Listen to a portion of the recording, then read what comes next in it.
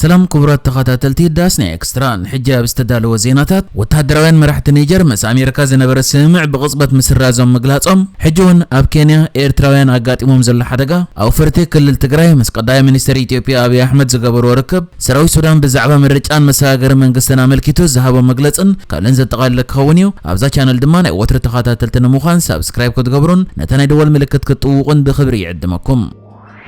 بعلوة من قسياب سلطان دحر ممصو عوزوان هاجر نيجر ممرح زركب وتهدرا وجونتا نتو تهدراوين ابالاتن سيفيلاوين سرحتنياتاتن امريكا امريت نيجر نقهلو زفقد وتهدراو سمع بقصبت كم سرزا افليتو كساب كل تشحن 23 ناب نيجر استات شحن 100 وتهدرات امريكا كم زنبر زفلت كوينو سراويت امريكا اب نيجر بالعلم 100 مليون دولار زتهنصه مدبر يصنيحوا كابت مدبر تبغيسوم كسراويت امريكا اب هاجرات ساحل اب زرئه منقسقاس عطقات اسلاماوي جهاد القاعدة جماعات النصران متقعتات كفصمو صنحو خوينم حجد ما اتبعلوا منقس سلطان زጨበጠ وتهدراو مريحነት نيجر امريكا بنيجر وتهدراو معسكر كهلوا زغل سمع بقصبات سريز ولا اتو تهدراو مريحነት نزغلص ابز سومنزي بتحاغازي صحافه غدايات وصا امريكا اب افريقا موليفي زمرح ازازي از افريقا امريكا جنرال مايكل لانغلي زحقفن عدت سعيبيو حدا كابتن امريحነት نيجر زلو وتهدراوين مرحت زخونه كونليل امادو عبد الرحمن اف تلفزيون نيجر قريبا ابزهابو مغلصي لوخ امريكا دبلوماسياو بروتوكول كم زي تختلن نيجر بزعباتو لوخ علت ممصون اجندان زخون حبريتا كم زي نبران دحر مغلاص مسمصو دما اتزته ابزوريا هلو وتهدراو مسغار نيجر وتهدراو متحبار كلتين هاجراتن نيجر اب مختا انصار القاعدان دعاشن زلو ابركتو اتو كيرو كم زي نبره يحبيرو اب نيجر علوا منقصو فصام ناب سلطان زمصو تهدراوين مرحتي كمتو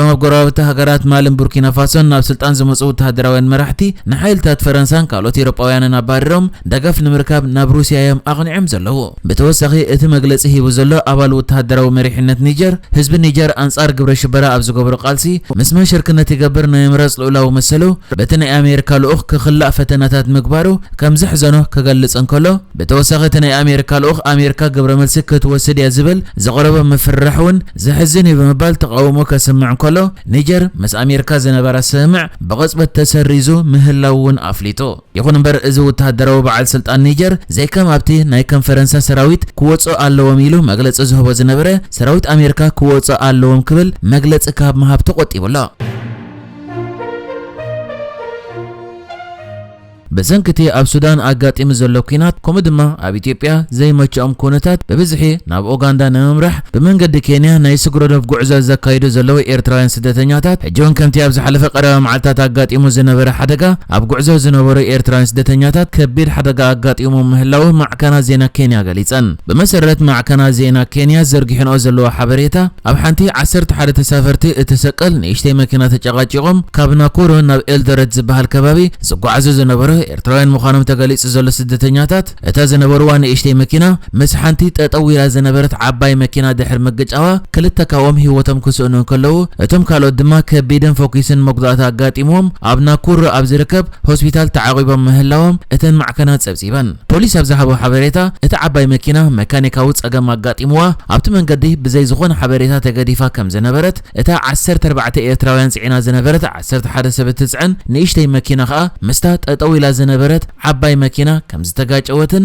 دحرت مقጫው بقتታ كلته ካብቶም ኤርትራውያን ስደተኛታት ህይወቶም ክስእኑን ከለው እቶም ካልኦት ድማ በቆልጥፍ ናብ ሕክምና ተወሲዶም ምህላዎም ይገልጹ በሰንኪ ናይ ቋንቋ ድማ አሽማቶም ከሳብ ሕጂ ዕላው ከም ዘይኮነ ዘሎ ዝሓበረ ፖሊስ ካብቶም 14 እቶም ክልተ ህይወቶም ክስእኑን ከለው እቶም 12 ድማ ከቢድን ፎኪስን መጉዳእቲ ገጢሞም ከም ዘሎ ገሊጹ ሬሳ ናይቶም ክልተ ህይወቶም ሲእኖም ዘለው ኤርትራውያን ስደተኛታት ናብ ናኮር ተወሲዶ ከሳብ አሽማቶም ብልክዕ ዝፍለጥ ኣብኡ ክጸንሑ ምዃኖም ተገሊጹ ፖሊስ مستم حدقا قاتيمهم زلو ايرتراويان بسنكناي قوانقا صقم مررداء سينو كم زلوون علاو زغبر خوينو لو مسنبت ترغوماينا ممصا صعرتات كغبر مخانو ونغليصو كم ذكر اب زحلفه قرا معلتاتون كاب ኢትዮጵያ ናብ ኬንያ ዝሰገሩ ኣብ ንእሽተይ መኪና ተጸፍጽፎም ዝነበሩ ኤርትራውያን ስደተኛታት እታ ተጻዒኖማ ዝነበሩ ንእሽተይ መኪና መስካሊ ንእሽተይ መኪና በመግጫዋ ሰለስተ ደቂ ተባዕትዮን ሓንቲ ጓል ንስተይትን ዝርከብዎም 4 ኤርትራውያን ህይወቶም ክስእኑን ከለው እቶም ካልኦት ድማ መጉዳእቲ ገጢሞም ሕክምና ከም ዝኣተው ተገሊጹ ነይሩ ከም ዝፍለጥ ዝፍለጥ ኣብ ሱዳን ኩናት ካብ ዝጅምራት ሒዙ ኣብኡ ዝነበሩ ኤርትራውያን ብመንገዲ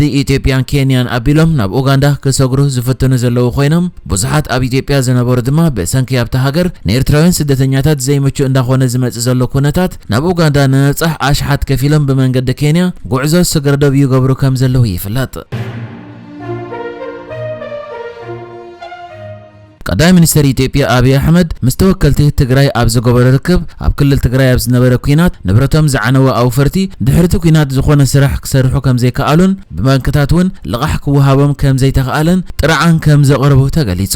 ኣውፈርቲ ክልል ትግራይ ኣብቲ ብቀዳማይ ሚኒስትር ዝምራሕ ማክሮ ኢኮኖሚካዊ ኮሚቴ ኣብ ዝተገብረ ዘተዮም ተሳቲፎም። ብመሰረት ፕሬዝደንት ማሕበራት ኣውፈርቲ ክልል ትግራይ ኣሸናፊ ሃይሉ ንጋዜጠኛታት ኣብ ዝሃቦ ሓበሬታ ኣብ ክልል ትግራይ ንብረቶም ዝዓነወ ኣውፈርቲ ካብ ባንክታት ጉቦ ልቓሕ ረኺቦም ዕድኦም ክኸፍሉ ክኽእሉ ኣለዎም ኢሉ። እቲ ፕሬዝደንት ኣውፈርቲ ክልል ትግራይ ኣብ እዋን ኩናት መንግስቲ ነቲ ባንኪ ብኣዋጅ ምስ ዓጽኦ በጀካቱ ኩናት ኣብቲ ክልል ዝኾነ ናይ ስራሕ ምንቅስቓስ ከም ዘይነበረ ነዚ ብምርዳእን ነዘለዎ ጸገማት ኣብ ግምት ብምእታውን እቶም ኣውፈርቲ ቅድሚ ሕጂ ዝተለቅሕዎ ልቓሕ ብዘይወለድ ክኸፍሉን ልቓሕ ክወሃቦምን ሕቶ ከም ዘቕረቡ ይገሊጹ። እቶም ኣውፈርቲ ኣብቲ ዝተለቅሕዎ ልቓሕ ወለድ ክኸፍሉ ግቡእ ከም ዘይኮነ ብምግላጽ ድማ ወለድን ካልእን ሓዊሱ ልቓሕ ንምኽፋል ዝተወሰነ ግዜ ገደብ ክህልዎን ንሃገራዊ ባንክን ሚኒስተር ፋይናንስን ደብዳቤ ከም ዘቕረቡውን ኣብሪሆም ኣለዉ። ንሱ ኣውፈርቲ ቅድሚ ሓደ ዓመትን ፈረቓን ልቑሖም ክኸፍሉ ከም ዝተኣዘዙን እቲ ግዜ ኣዝዩ ሓጺር ምዃኑን ስለዚ ተወሳኺ ግዜ ከም ዝሓተቱን እውን ሓቢሩ። ብቀዳማይ ሚኒስትር ዝምራሕ ማክሮ ኢኮኖሚካዊ ኮሚቴ ድማ እቲ ወለድ ሙሉእ ብምሉእ ክሕደግ ከምኡ ድማ እቶም ኣውፈርቲ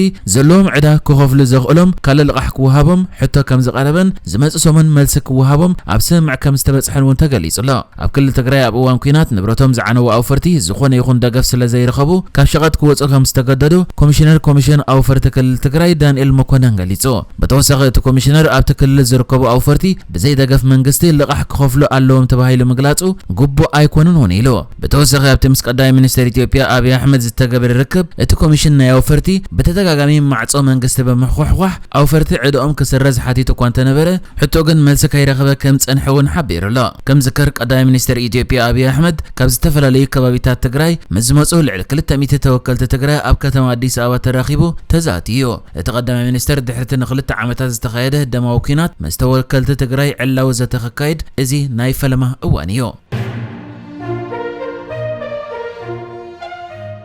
አባል ልዑላዊ ቤት ምክሪ ሱዳንን ምክትል ዋና አዛዚ ሰራዊት ሱዳንን ሌተናንት ጀነራል ያስር አልዓጣ ሰራዊት ብዘይ ምርጫ ስልጣን ንፖለቲካዊ ይኹን ሲቪላዊ ሓይሊ ወይ ውድባት ኣይርክብን ክብል መግለጺ ሂቦ። ያስር አልዓጣ ብመንገዲ ቴሌቪዥን ሱዳን ኣብ ዝተመሓላለፈ ሓድሽ መደረ ኣብ ዝሃቦ መግለጺ ሰራዊት እቲ ሃገር ንዝኾነ ይኹን ፖለቲካዊ ወይ ሲቪላዊ ሓይሊ ወይ ውድብ ስልጣን ብዘይ ምርጫ ከረክብ ከም ዘይኮነ ክገልጽ እንከሎ ክሳብ ምርጫ ዝካየድ ድማ ዋና አዛዚ ሰራዊት መራሒ መንግስትን ተቆጻጻሪን ኮይኑ መሰጋገሪ ክመርሕ ከም ዝኾነ ክገልጽ እንከሎ ክሳብ ምርጫ ዝካየድ እቲ መሰጋገሪ ብሰራዊት እቲ ሃገር ዝምራሕ ምዃኑ ገሊጹ። ያስር አልዓጣ መግለጺ ብተወሳኺ እቶም ኣብ መሳርዕ ሰራዊት ሱዳን ተጸምቢሮም ኣብ ህዝባዊ ተቃውሞ ዝበሃል ኣብ ነፍሲ ወከፍ ከባቢኻ ዝግበር ፀጥታዊ ሓለዋ ዝተዋፈሩ ህዝቢ ደገፉ ድሕሪ ምስማዕ ንጥፈታቶም ክቕጽሉ ከተባብዕ እንከሎ ህዝቢ ድማ ልክዕ ከምቲ ምዝቃሎ ዘሎ ሰራዊት ኣብ ጎኒ ሰራዊት ሃገሩ ምዃኑ ሃገሩ ምሕላው ክቕጽል ኣለዎ ኢሉ። ኣብ ተመሳሳሊ እዋን ድማ ኣዛዚ ሰራዊት ሱዳን ጀነራል ዓብዱልፈታሕ አልቡርሃን ናብታ ኣብ ሰሜን እቲ ሃገር ኣብ ዞባ ናይል እትርከብ ከተማ ሸንዴ ከም ዝበጽሐ ወታደራዊ ማዕከን ዜና ሱዳን ኣፍሊጡ። እቲ ወታደራዊ መራኸቢ ብዙሓን ኣብ ዘርግሑ ስእልን ቪድዮን አልቡርሃን ኣብ ሸንዴ ብዝበጽሓሉ እዋን ኣብ ሓደ ወታደራዊ ቤት ጽሕፈት መኮንናትን ወታደራትን እናተቐበልዎ እንከሎ ዘርኢ ስእልታት ዘርጊሑ ኣሎ። ከም ዝፍለጥ ኣብ ዝቐረባ ሰሙናት ሰራዊት ሱዳን ነቲ ኣብ ካርቱም ኣንጻሩ ዝዋጋእ ዘሎ ሓይልታት ቁልጡፍ ደገፍ እንዳደፍኦ ዝመጽእ ዘሎ ኮይኑ ኣብ ኦምዱርማን ድማ ሰፊሕ ከባቢታት መሊሱ ከም ዝተቆጻጸረን ንሓይልታት ቁልጡፍ ደገፍ ይደፍኦ ምህላውን እዩ ዝግለጽ። ንሕጂ ዝተዳለወ ዜናታት እዚ ነይሩ። ብካልእ ክሳብ ንራኸብ ሰላም ንዓኹም።